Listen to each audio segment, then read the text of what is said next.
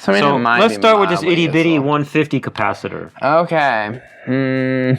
Now, something you really shouldn't do at home is if you get a power strip. With the power strip off, not connected to the power, you put this in the power strip, and then you run a really long extension cord so that you're not anywhere near that thing, and then you plug it into the wall. Never do that. Never do that.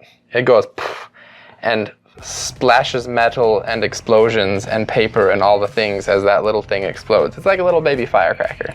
Maybe we should not ever do that with a oil-filled paper capacitor. Yeah, exactly. Yeah, exactly. I did that with one that was about that big once. It exploded way before I wanted it to, and it splashed metal all over my dress shirt. And so, yeah, that was really sad because then it ruined my shirt. I got really lucky that it didn't end up anywhere else on me. Very lucky you weren't doing that inside of a time machine. Yeah. While it was operating. Yes.